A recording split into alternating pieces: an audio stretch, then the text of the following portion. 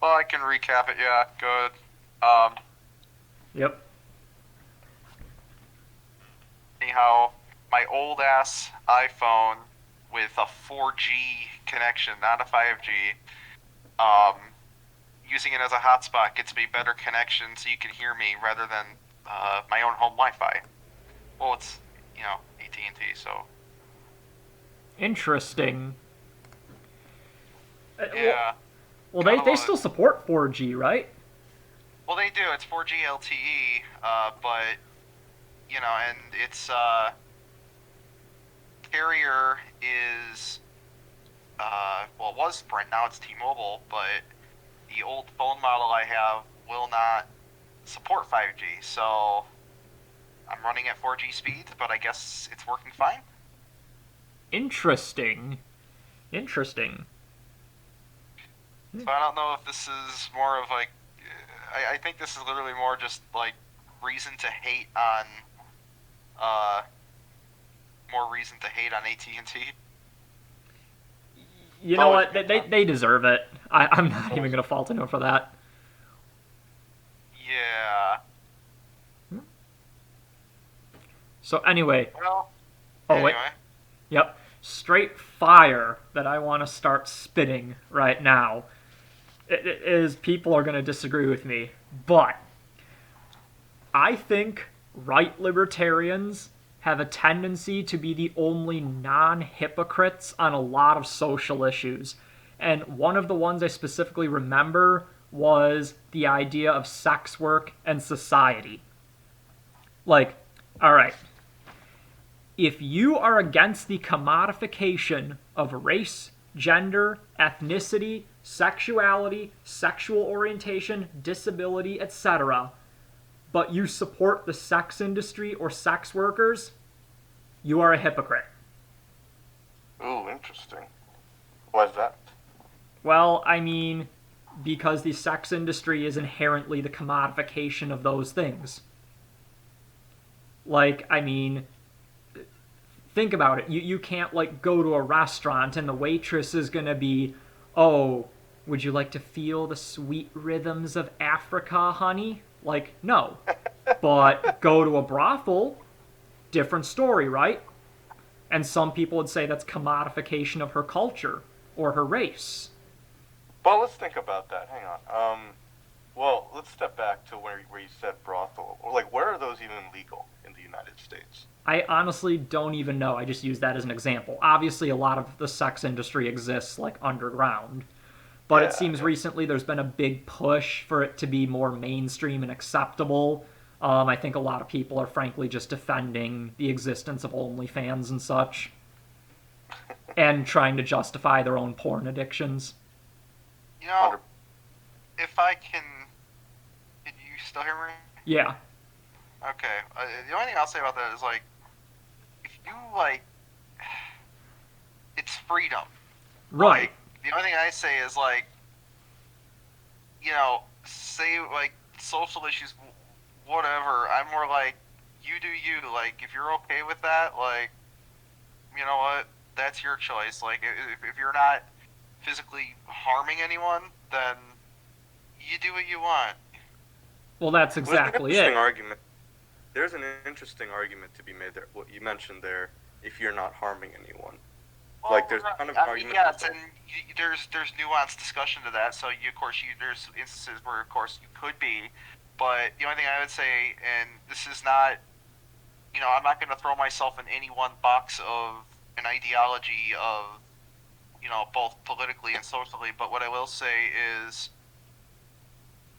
you know, if you want the government out of your life, that's the government out of your life telling you not saying a word about it. Versus if you don't, if you're all for like the government should be out of your life, and you can't say, oh, they should tell you you can't do that. Now, of course, yeah, there's some reasonable discussion about that, but it's like again, if it's within the bounds of, I don't know, I almost feel like you could do something with that. So as long as it's like, look, you do you. I mean, yes, if you morally don't agree with it, sure, but you could also not agree with a bunch of other things that are still legal. Right. Well, I think that's also my point is like there are people that think that the commodification of these things is abhorrent, even from a social perspective, not even a legal perspective. But then they go around saying, oh, sex work is real work, respect sex workers. And it's like, well, wait a minute. I think your two social ideas are at odds with each other. You They know, most definitely are. And I and think you're right. I It's mean, more like hypocritical in nature there. I would I would say there's probably a if you're thinking that, but you're thinking it more in like a sense of like um I guess sort of along the lines of what I was saying, but it's like, look, hey, this is what I feel, but at the same time, like, you want to do that, then you do that. It's like, I don't like it, but if you want to do it, I'm not going to stop you. Like, you can coexist it in that sense, mm-hmm. but to then say, like, I also get what you're saying too, though. Like, it could easily be,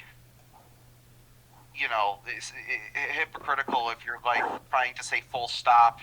It's bad, but it's also good hard work. It's like, okay, no, that like to say it full stop like that, you're talking in absolutes, and that's almost inherently always going to have a point where it's hypocritical.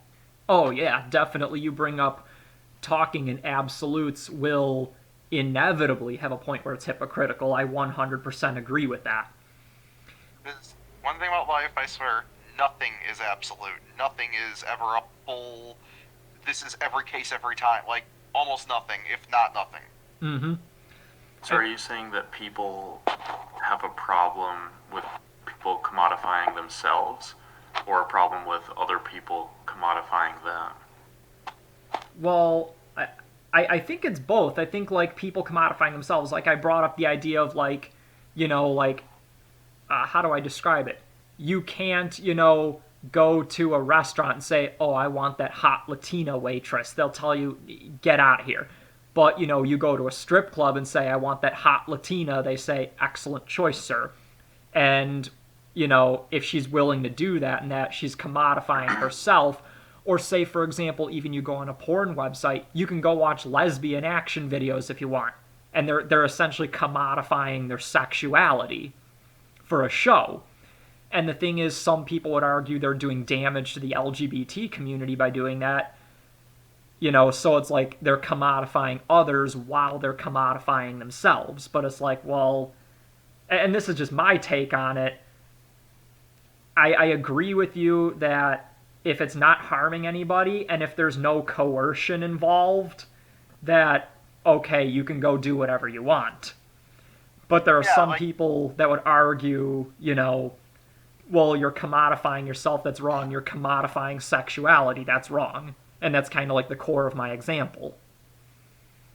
But at the same time, if I may add, they would also say these people are powerful and deserve to be respected because sex workers are respectable members of society. And that's where I say, like, well, these ideas are kind of at odds with each other there. I think the fact it's even difficult to broach the subject says something. Like this idea that sex is taboo, right? It seems almost odd considering that sex has been around for as long as humans have existed. Mm-hmm. And yet it's something that we've made taboo. So that alone, that's something interesting to think about. But as for the commodification of it, well, like why should it be any more morally reprehensible than, for example, the commodification of anything else, right? Mm-hmm. Okay. Well, that, and I was just going to say real quick, like, actually a lot of that is more of a Western society, and even nowadays more so an American thing. Like, there are other cultures that are a lot more open with this kind of thing. It just depends on where you are in the world, and to them, they view, like, how we are with it as weird, and then we would view how they are with it as weird. It's just, the way that the culture has evolved. I mean, there's all sorts of views about it all over the world, like, so this could also be somewhat of an American thing. I mean, considering, basically, like, what we know and where we're coming from and what we see around us, like, as people saying what's normal and what's not normal, like, what's acceptable, what's not. Mm-hmm. That is true because it reminds me of something I was reading where there's some country where it's a societal norm to pay back your parents for raising you. So being a prostitute is seen as respectable because it shows the great lengths you're willing to go to like support your parents. So it's kind of interesting that you bring that up. There's a new one. Yep. I haven't heard that one, but I don't even there's remember a new which one. country it's in. I don't even know. It could be fake. You know, obviously it's the internet, so take it with a grain of salt. But allegedly that's true in some like Southeast Asian country. Interesting. So yeah, that's just kind of well. Also, what I was going to say too is some people, you know, if you're against the commodification of these things, like you think, oh, that like the commodification of like race and gender and sexuality should be 100% off limits. You know, what I say is, unlike an environmentalist supporting oil companies, I'd say that not supporting these actions or these like sex workers and that is possible. Like, you can not go on adult websites. You can not hire a hooker. You can not go to a strip club. X videos doesn't control an essential commodity. Unlike, you know, I bring up an environmentalist supporting oil companies. Well, supporting oil companies is kind of inevitable to where I wouldn't say an environmentalist is a hypocrite because, like, oh, well, technically by buying that, you're indirectly supporting ExxonMobil. It's like, okay, well, that's kind of unavoidable. But it is very avoidable to not support, well, it is very possible to not support then the very industry that commodifies these things that you are against the commodification of.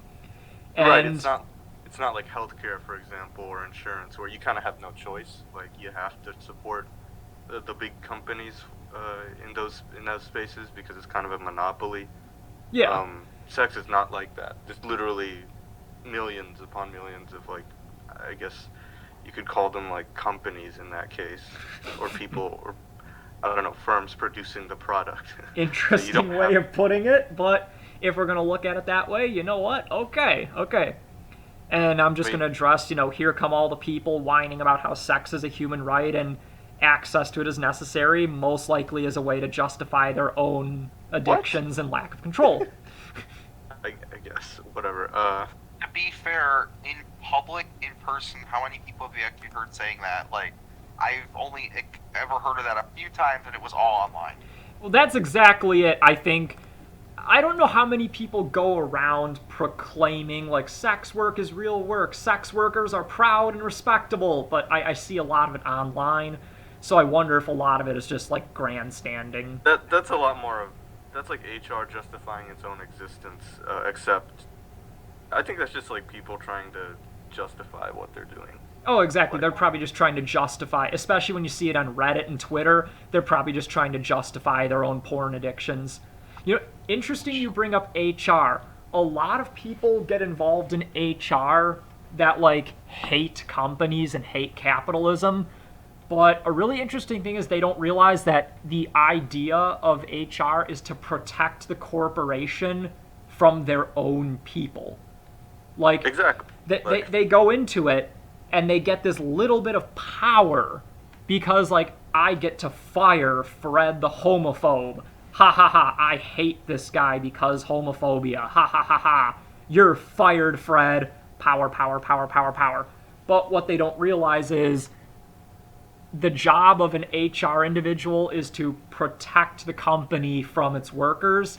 So I always think it's really ironic when, like, anti-capitalist SJWs always, like, flock to HR positions, and it's like, It's hypocrisy at its finest. That's why they fit in HR so well.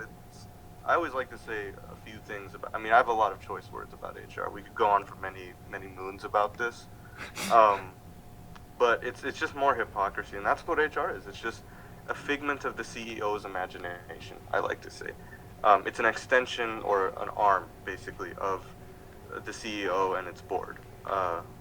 Like, that's all it is, right? Like, I don't think it could ever really be anything else. And if they really did feel that way, like, if, let's say, the original purpose of them joining HR was to fight against the machine, Honestly, they wouldn't be in that position for any longer than a few months. I think they do what they need to do, and then they leave. Right? They Hmm. wouldn't stay there for years on end. Like that. That at that point is just hypocritical. Right.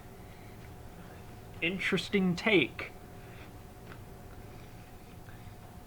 So, Well, then, like, somewhat back to the original topic a little bit, like, there is a point, too, that's between, like, full on, like, that sort of thing was like, that's real work and fully support them, and then, like, oh no, it should never exist at all. There is, like, yeah, just, you do what you want. It's not the, mhm. like, and maybe I'm sort of recapping, but it's like, I was just gonna say, kind of going off that because I wanted to just sort of say it earlier. Like, there are people I'm sure that are somewhere, or people that are even like on the fence with it too. It's like I Mhm. swear people are thinking, like I said, in absolutes, but people are also thinking like, oh, you take all one side or all the other. Well, I'm not even talking about people that are for it or against it. I'm talking of the people that are for it, but are also against, like the people that are for it, but also claim, like, oh, you should never commodify like race. Like your race isn't for sale. Your sexual orientation isn't for sale. And it's like, well, if you're going around, proclaiming that like sex work is real work and you support sex workers, you're essentially saying that yes, your race is for sale. Yes, your sexuality or your sexual orientation like is for sale. You know? Right. Because that's like, because like, okay, I guess going off that, like, what would be the difference? Like, you have a comedian that starts making jokes about their own race or something, or their own religion, or their own background. Like, Ooh, that's a good point. I there's seen plenty of comedians, even if they're minorities, some were Jewish, some were black, they're making, they're black themselves, or any other race, but they're cracking racist jokes, and they're laughing at themselves, and sometimes they're making money doing that. So is that sort of like akin to that, or I mean, not maybe exactly, but somewhat. I think I just came up with this weird uh, example or this weird comparison. It's almost like it's almost like every person who's a member of a certain race, they're like a member of like a homeowners association, and like some of them, if you want to be like belligerent, you're like that person who like doesn't like the homeowners association, but like no one really owns your house, just you.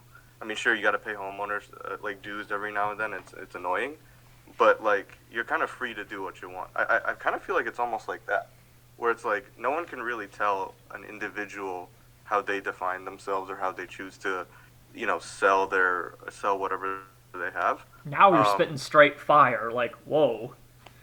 You Yeah, know? and yeah. oh, I'm sorry. Go ahead. No, I was just gonna. That was it. I was just gonna say. So it's similar to homeowners association, where it's like, everyone kind of has. There is a little bit of an implied contract that everyone's sharing that race, for example. Everyone's sharing that like condominium space or something, but everyone also has the right to express themselves individually. Well, that, but I was also gonna like say, sort of going off that, like, okay, hot take time.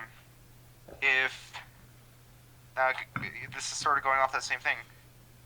If race truly didn't matter, everyone would laugh at every racist joke because it would just be making fun of the stereotype. Hmm. Oh no, race always. Or rather, maybe I said that wrong. What I really mean is they talk about race doesn't matter, but then you can never ever ever say the N word, or you can never say this about Jews, or you can never, like, some things you can never say about these things, even in a joking sense. Oh no, you can't joke about that. But then, like I said, there are plenty of comedians that will joke about their own race. So it's like, at what point is it, basically like we'll know we've really reached like through equality when everybody can just laugh at these jokes because again they're making fun of the stereotype, and it's like people aren't so sensitive about like no, you can never say that no matter what, no exceptions. Interesting take, and I actually kind of agree. Like, there are plenty of people that will say it doesn't matter, but if you say something disparaging about them, or it could even go beyond race, it could be, their gender, their ethnicity, their sexuality, but if you say something about them, they'll get all offended, even though maybe the same person proclaimed 30 seconds prior that, oh, it doesn't matter. So it's like, well, if you're going to get angry at that, yes, it obviously does matter.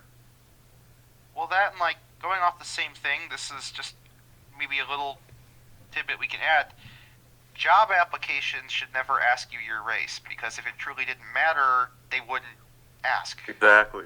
That's so what I'm saying. Like they should not. Always, yeah, it's always going to be part of the equation, no matter what. As long as we have different like skin pigmentation, this will always be an issue until the end.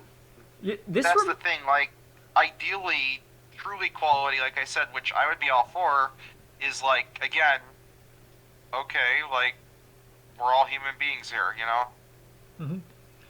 You know what it kind of reminds me of is, that whole like college admissions scandal that happened a couple of years back with those Ivy League schools, where a bunch of people were like giving favoritism, and a bunch of like rich people were like giving massive donations to the schools to ensure that their children got in. What are you talking about? That's still happening. Oh, silly me. It was just exposed that one time. I don't know a ton of this, but go on. Okay, I've got something that I know no one will ever agree to, is I remember when that came out, my dad said, well, instead of having them apply with their name, why don't you just apply with a number? Like, you can go on their website, have a random generated number, and that's your identification number. You know why?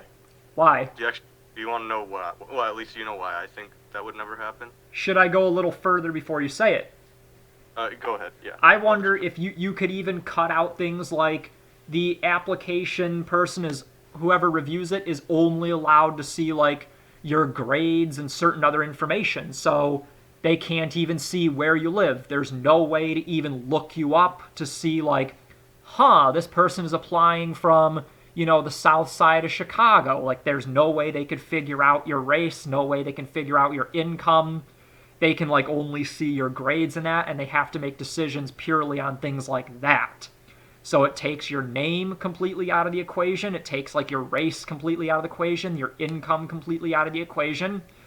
And you know what I said is, this is almost like I know I'm misusing this, but a Pascal's wager of sorts when it comes to things like that.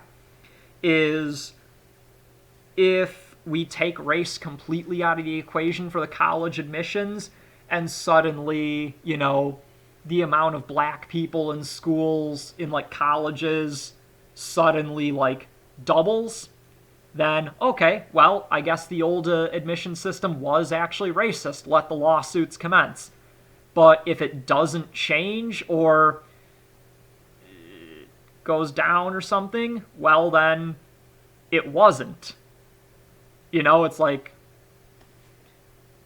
I don't know, it's right. Almost an experiment you could use. But anyway, you were about to say why they will never do that. I was about to say why I think it won't ever happen, and you touched upon it a little bit, like, the idea of then what is going to happen. Let's be honest, it's going to be like 95% Asians that will end up getting in, because that culture, right, like, there's just, like, there's a time when, students in China will study 16 hours a day for a year for one test. It's because they know that test. The rest of their life, pretty much, right? Mm-hmm. So if we remove all those other stochastics, like, then whoever just works hard is going to get in. Whoever works hard on whatever metrics they use is just going to get in. That's just how it works.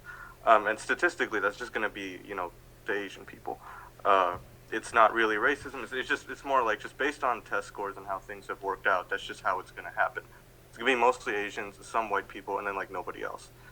Maybe like one or two from the other races. Like, I'm not saying there's hardworking people in every race, but like on average, that's what's going to end up happening, and that'll just look bad, right? It'll just look like racism, even though that's not really racism. That's just a culture product. That's an interesting point. Do you think, ironically, that the race-based admissions is used so they don't look racist? There's not an appearance of racism?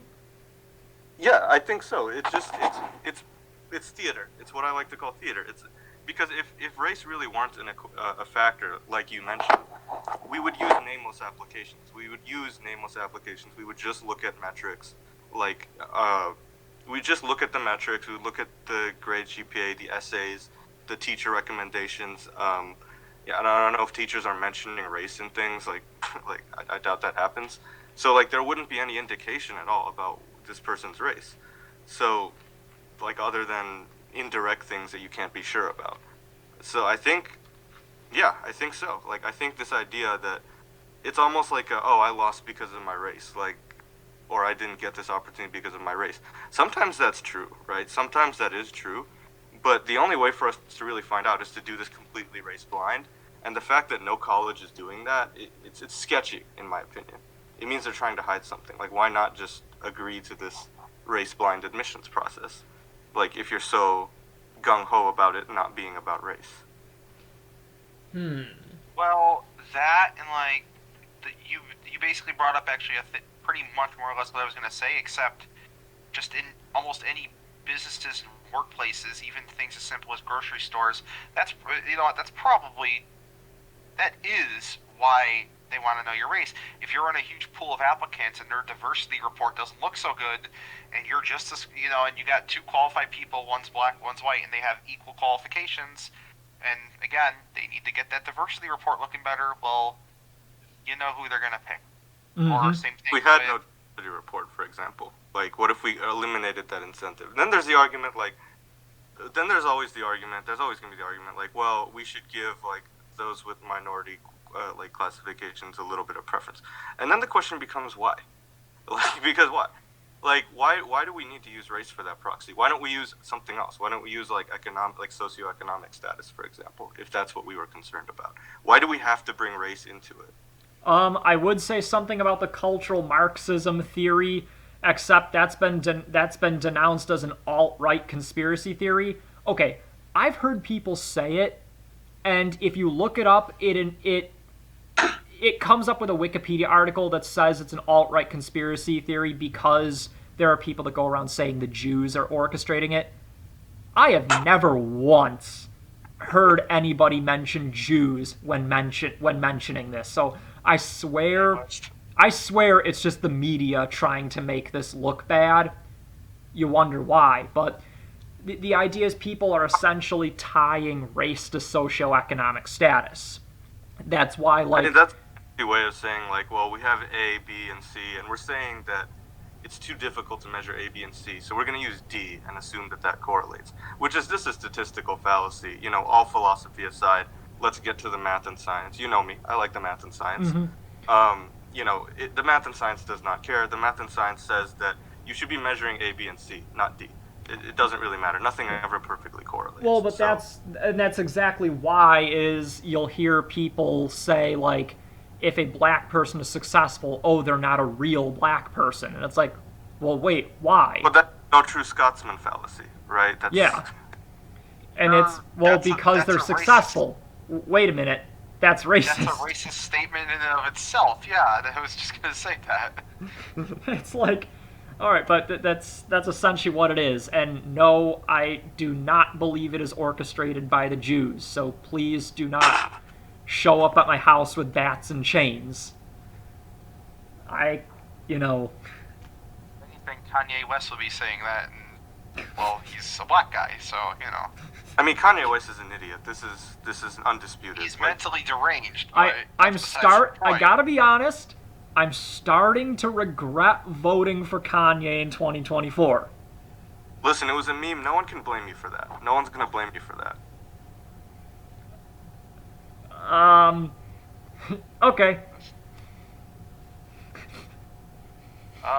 Well, On that, yeah, I don't know, but Yep. what else?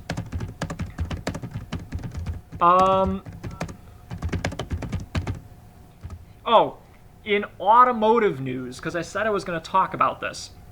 So I recently happened across a news article from, let me see if I gotta find it. I think it was from NBC, one of the local Chicago stations, that the Cook County Sheriff's Department is now giving away, yep, ABC 7 Chicago, okay, that the Cook County Sheriff's Department and the Chicago Police Department have free tools to help prevent Kia and Hyundai car thefts. They're giving away free clubs. And for those who don't know what a club is, I'll actually send a picture to our group chat right now. But it's essentially an old-fashioned steering wheel lock. It was one of the very first anti-theft devices, I think. It essentially is a bar with two hooks that hooks across your steering wheel, and in the event someone breaks in your car, it prevents them from turning your steering wheel, so it renders the car useless because they can't drive it. There are ways to get them off, but they're kind of inconvenient. It involves like hacksawing the steering wheel and that. Say, what about bolt cutters? Oh, it's way too thick for bolt cutters. Okay. I mean, maybe in super industrial strength bolt cutters. Like I've seen some massive bolt cutters before that have like 3-foot long handles. Maybe those. But if a car thief is carrying those around, you know. But the thing is, the reason why a bunch of Kias and Hyundais are so easy to steal is because they don't have an ignition like interlock device that locks the car out essentially when the keys are away from it. And the lock cylinders themselves, I guess the housings are plastic and really cheap, so they're really easy to break. So essentially what people are doing is breaking into the car, breaking the housing for the steering column off, and then they're able to just break the plastic housing for the lock, pull the lock cylinder out. And this is where the USB port comes in. They're actually stealing them with phone chargers because they can stick the USB port on the little like slot that's inside the steering or the ignition module and use it to turn the car on. And because it doesn't have an interlock, they could just drive away with it. And I guess that's the problem. And almost every day on the local news, we're seeing massive reports like, oh, 4 Hyundais were stolen, or, you know, police in this area are warning of a rash of Kia and Hyundai thefts. It started on TikTok, believe it or not, but it's becoming a massive problem nationwide. Of course it started on TikTok. Yeah, of course. Why those? So you mentioned those specific cars just because the mechanics of it makes it easier to steal those cars? Yeah. They kind of like cheaped out on the security, I guess. Sounds like yeah, basically it's a design flaw. Yeah. So, I think there is a recall for it, but there's probably a long wait list. yeah. But I guess it's so bad that the Cook County Sheriff's Department, which, by the way, Cook County is the county that Chicago is in, for any of you that don't know, are giving away free steering wheel locks because it's such a problem. Like, can you believe that? Well, it's Chicago. So if there was ever a city for that to happen, I almost feel like it would be that. Kind of. Well, you know what's something else? Is allegedly there's been this massive spike in crime ever since, you know, well, like Illinois has the Safety Act, which eliminated cash bail and that. And through COVID, a bunch of like police departments wouldn't show up. I guess there's a bunch of stuff in like California where they won't even show up for like shoplifting under $900. But allegedly, there's been this huge spike in crime in like inner cities and that. Do you Really? necessarily believe that? I mean, do I not. don't live in an inner city, so maybe I'm not witnessing it firsthand, but I'm starting to wonder if some of it's just fear-mongering and getting over-reported. Like, I don't doubt that there maybe is a little bit of a spike, but is it as bad as people are saying it is? No way. No chance. No shot. I don't believe it for a second. Because I'm like, Yeah.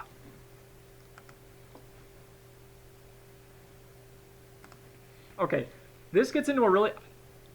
I'm dominating this conversation, but man, I just want to, like, spit fire today. Do it. Alright, this gets into a whole thing. I was reading an article about, like, there are these massive theft rings in, like, San Francisco that, you know, will just go in, grab whole things of deodorant off the shelf or whatever, and, like, the clerks are powerless to stop them. And always the thing comes up of, like, well, what if we armed the store clerks and that? Alright, I'm a very pro-gun guy. But let me tell you why, exactly why, that is a horrible idea. Okay, so, you know, with a recent rise in shoplifting, many people will have solutions to the issue, or they'll blame certain parties or political policies. But obviously, you know, it always comes up, what if we just arm the frontline workers? Like, imagine running into a store, grabbing a handful of expensive clothes, and suddenly finding yourself staring down the barrel of a Remington 700. Now, the first thing you'd probably do is wet your pants. But from there, you'd probably A, never shoplift again, or B, in your drugged up state, knowing you can get your fix if you finish the job, because a lot of these were also, no surprise, drug addicts, lunge at the employee, in which case you will never shoplift again. Okay, it sounds effective, but I think there are several issues. One is the fact that you can't expect a store clerk making $12 an hour to bear arms on the company's behalf. No. I think this is the problem with people say arming teachers, is it's like, you can't expect them to do that. You know? Like, you can't hand them their name tag, here's your apron, here's your 1903 Springfield. Like, what? Like, someone in the comments of the news article I was referring to also addressed arming employees by stating it would be unreasonable to force someone to go through the act of shooting someone over a stick of deodorant. Exactly. Well, a lot of the alleged shoplifting in this article did involve perpetrators pulling knives or other hand weapons if anyone confronted them. Going back to right libertarians, I generally... What? No, don't confront them. Dude, someone's robbing the store. It's not your responsibility. Leave. Yeah. Well, I know I say that, like, it's easy to get paralyzed in fear. Like, I'll say that with a disclaimer. I feel bad for anyone involved in that, but just leave, right? Or stay quiet. Well, that's the thing. Like, going back to the right libertarians, I kind of agree with the nap idea, and I agree that petty theft isn't a justification to react with violent force. But obviously, the moment you brandish a weapon, you forfeit your life privileges. Like, yeah, if I was expected to confront these people, I better be able to have, like, an 1895 Marlin in my hand, you know? But that segues into the next problem. So, armed households and concealed carry work because potential criminals don't know who is armed and who isn't. If our state allowed open carry, I don't think me carrying a rifle on my shoulder would do anything to prevent a mass shooting.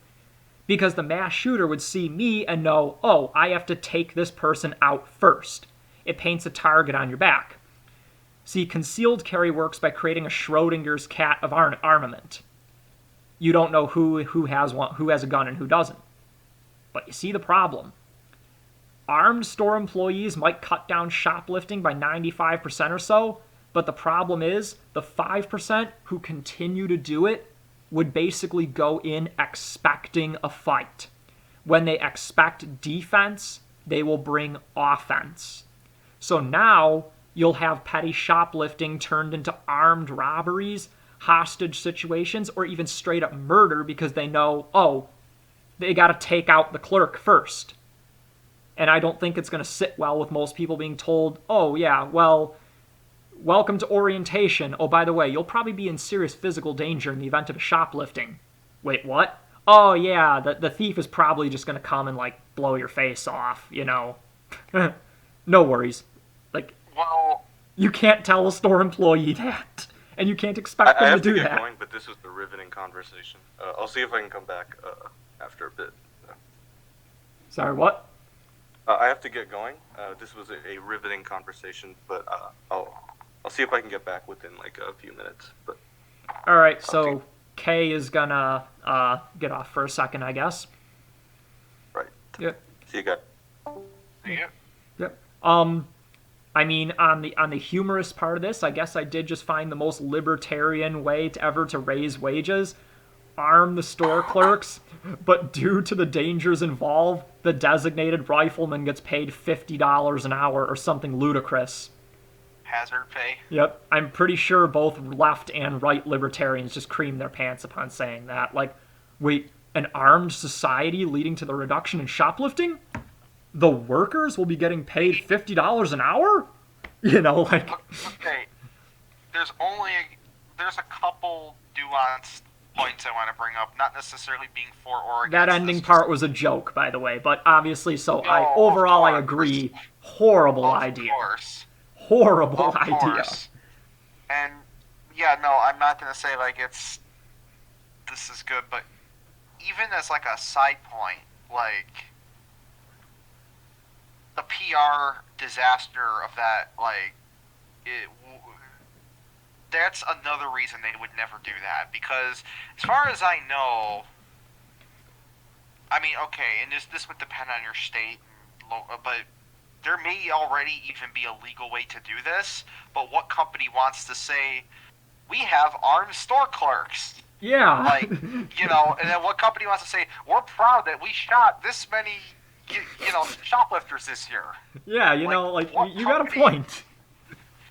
Okay, so there's that, right? Mm-hmm. And then the other thing is, again, it's guns or no, there's no half measure, like non-lethal weapons, like tasers, pepper spray, like other things, like, again, considering you're stealing a candy bar, you're stealing, you know, a pack of like versus like lethal force. I mean, you know, there's nothing in between. It's, you know, the now again, of course, that also gets into the very thing I just said, which is like the PR.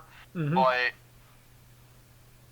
and again, it's almost like also it would depend on the industry to, like, you know, there's so many nuances to this, Yeah. but it would be like, okay, like for example, a gun shop, they're already armed. Basically. Yeah. Okay, but also the stuff there's worth a lot more versus like if it's the Well, dollar also, if you store- steal stuff from a gun store, you could commit a lot of very serious crimes with the items you just stole, you know? Yeah. Well, that, but it's like, okay, but then if someone steals 2 or 3 items from Dollar Tree, like, should they be killed? Oh, no, I'm not saying that you just see them, like, Right, slip right. it into their pocket, bang, you know, like, snipe them out. But, you know, it's like, I think if, like, you expected store clerks to confront shoplifters, which already, due to the liability and the PR thing, they don't allow, and I'm just addressing all the people that say, arm them, and saying, like, that would be a horrible idea, you know? Well, of course. And I think of you're course, even and- just adding to that. Right, and yeah, basically. And I was gonna say something else. Yeah, I mean, I don't know. I was just gonna say, and this more so self-defense actually than anything else. I mean, rather than prevent the theft, I would almost say, you know, at some point it would be more from a place of like self-defense. You know, keep yourself from getting shot at. Or again, you know, just you had someone dedicated, like if it was that, and even then that's extremely questionable, but Mm-hmm. you know, that would What be about, more like, of something. Like, kind of like the concealed carry example, like, it's an opt-in kind of thing where some people are like, yeah, I kind of want to do that. I then think you might still run you into don't know liability who's problems because you wouldn't armed or exactly not. want to give an employee the green light to go ahead and use a firearm on someone, you know? Like I could see that Well, was not still use it, very. but have it. Oh yeah, but I could Right. still see where that could run into PR problems. Yeah, There. no, definitely. I'm sorry, go ahead. Oh no, continue. Well, I was gonna say too is like okay, and then just and to be honest, I can sort of think of this like as I go, and maybe I'm not even sure exactly where I would stand with this next point I'm about to bring up. But what about non-lethal, but still like other weapons, like tasers, pepper spray, or non-lethal rounds, like which things like that, like Right. And I think for this, I would be talking, like I said, like in a lot of them, they brandish weapons. Like the store clerk approaches them and they pull out a knife. Like, don't mess with me. It's like I said, well, in that instance, they're showing their intent to hurt someone. Yeah, maybe you deserve to get tased and subdued. You deserve it at that point.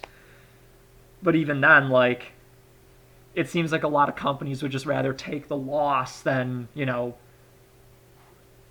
deal with a PR nightmare, I guess, to put it simply.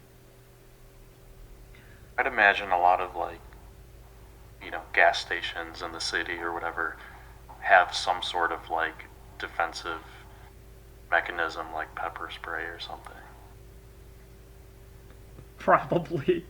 You never well, know. One of those Indian store clerks has like a Browning automatic rifle hidden under the counter. you know. well that, and sometimes they'll have like the almost fully covered bulletproof glass, sometimes partition, and then there's just the small slot for like the money and cigarettes or whatever they happen to be selling behind the counter.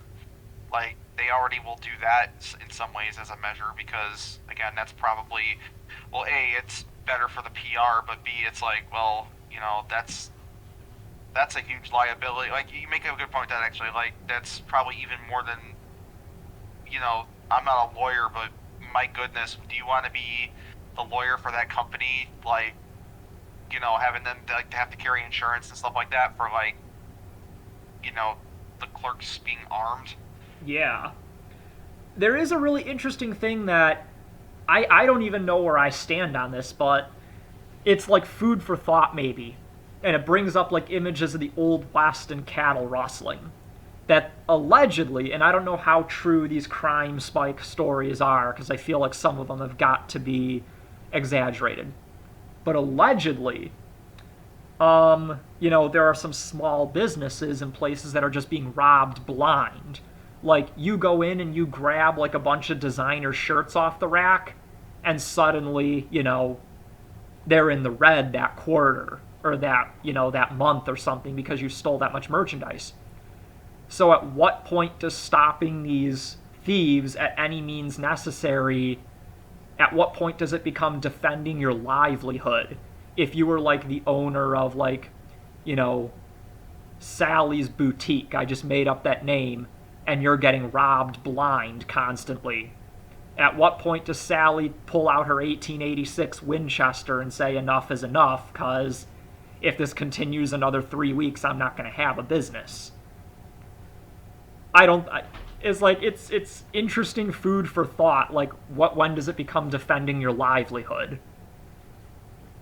Well, right. I was gonna say. I mean, if you think about it, I told Dad that we would. Hold on a second. Sorry, my brother walked in the room. I might have to move venues, but anyway, continue with what you were saying.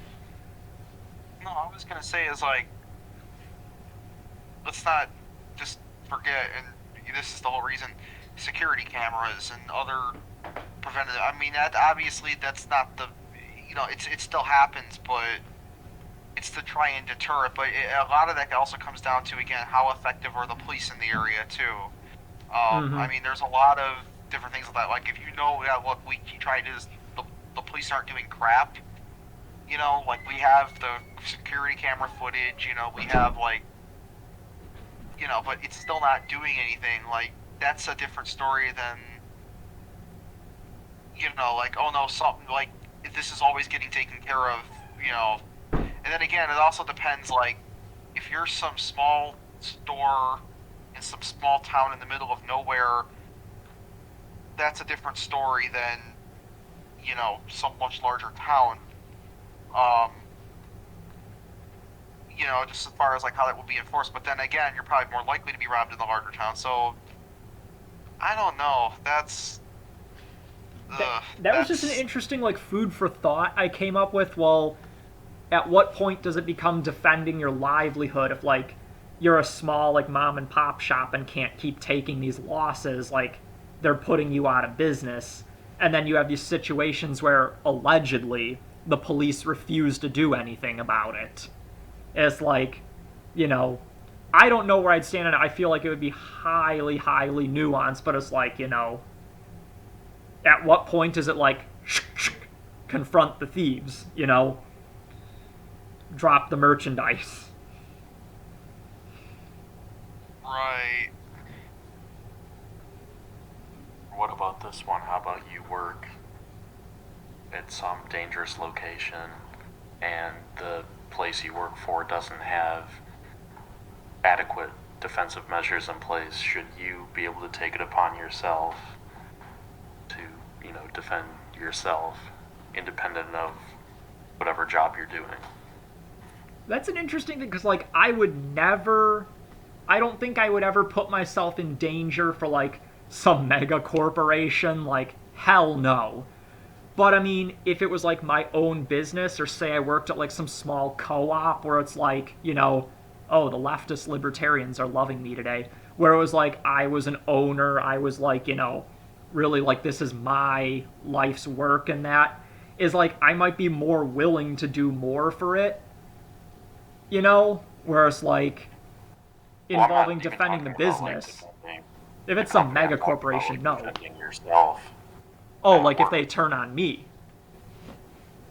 Yeah. That's a good question, because at what point does it become like, well, if I got, nowhere to hide, like, my company doesn't have the bulletproof glass like the gas stations have that I can, like, sit back there and hide while calling the police. Like, yeah, what am I supposed to do? You're right. At a point, do I have a right to defend myself? Which I think, obviously, yes.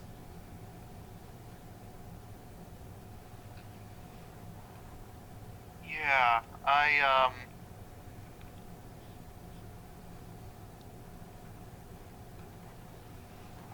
all I can say is I hope I'm never in any situation like that. And I mean, obviously no one ever does, but it's like, that is a huge, like, there's not really, I almost want to go as far as to say there's not such thing as a perfect answer for that. There just never will be. There's like, no matter how you slice it, there is some downside to it.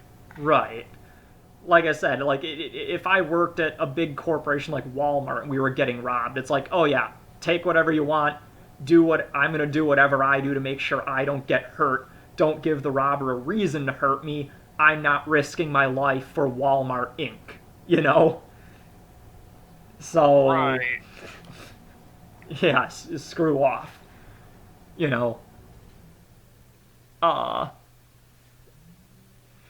Yeah. So that's all I can say. I agree, there's no perfect answer.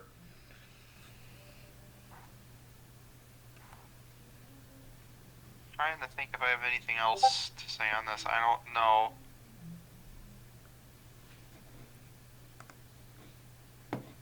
Yeah, I don't know. I can't really. I almost want to, like, try and think like, oh, other possible solutions. But yeah, there's not really anything else Yeah. that I can think of. It's just not a clean issue. Right.